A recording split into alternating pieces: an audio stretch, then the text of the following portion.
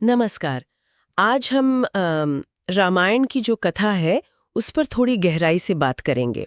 हमारे पास जो सामग्री है उसी के आधार पर। जी।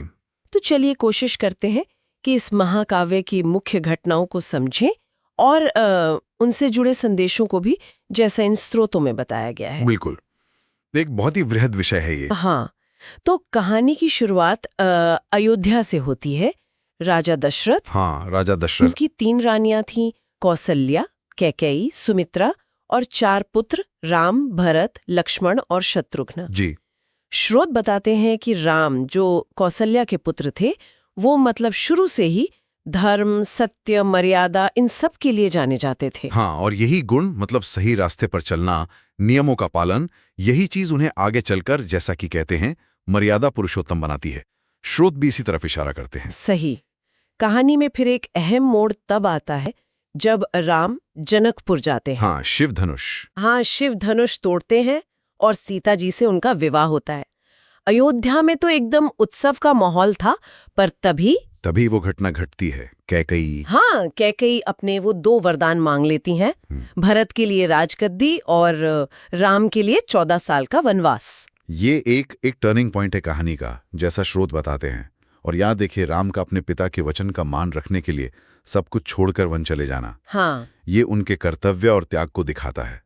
और सीता और लक्ष्मण का साथ जाना, वो भी पारिवारिक निष्ठा, वो समर्पण दिखाता है। सही कहा। और वनवास के दौरान ही भरत का जो किरदार है वो भी बड़ा दिलचस्प है। उन्हें राजगद्दी मिली पर वो बैठे नहीं उस पर। बिल्कुल, स्रोत इस पर काफी जोर देते हैं कि भरत ने सिंहासन पर बैठने की बजाय राम की खड़ाऊं रखी। हाँ, और उनके नाम पर एक प्रतिनिधि के तौर पर शासन चलाया। ये सिर्फ भाई का प्यार नहीं है, ये एक तरह से जिम्मेदारी और न्याय की भावना भी है। हाँ, कि जिसका हक है उसी का सम्मान हो। बिल्कुल, कि असली हकदार नहीं है तो भी सत्ता का सम्मान कैसे हो, ये निष्ठा का बड़ा उदाहरण है। सही कहा। अच्छा, वन में कहानी फिर एक और मोड़ लेती है जब लंका का राजा रावण, हाँ, रावण, वो छल से सीता का अपहरण कर लेता है। यहीं से राम की यात्रा का वो दूसरा मुश्किल चरण शुरू होता है।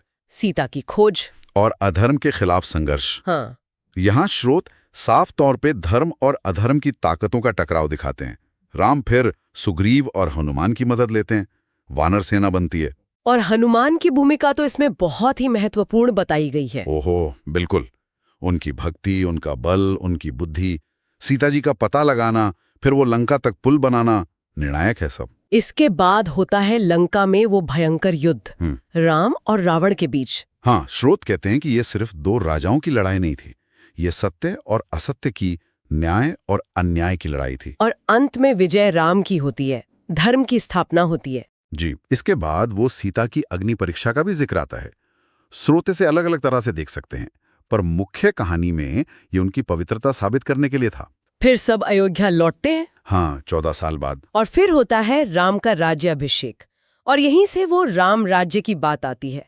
स्रोत इसे कैसे दिखाते हैं? स्रोत बताते हैं कि राम राज्य एक आदर्श शासन था, मतलब एक ऐसा राज्य जहां न्याय सबसे ऊपर था, लोग सुखी थे, कोई भेदभाव नहीं था, सब अपने कर्तव्यों का पालन करते थे। ये सिर्फ एक राज्य नहीं, एक नैतिक और सामाजिक आदर्श बन गया। तो कुल मिलाकर, जैसा स्रोत कहते भी हैं, रामायण सिर्फ एक कहानी या घटनाओं का क्रम नहीं है, बल्कि ये जीवन मूल्यों का एक आईना है। निश्चित रूप से इस पूरी कथा से, जैसा स्रोत भी बताते हैं, कई महत्वपूर्ण बातें सीखने को मिलती हैं।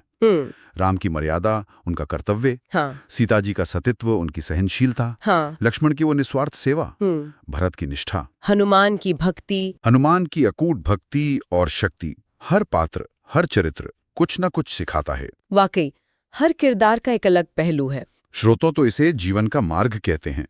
अब यह एक बात सोचने वाली है, जो श्रोता भी सोच सकते हैं, कि हजारों साल पुरानी इस कथा के ये मूल्य, कर्तव्य, निष्ठा, न्याय, त्याग, ये आज के समय में कितने प्रासंगिक हैं।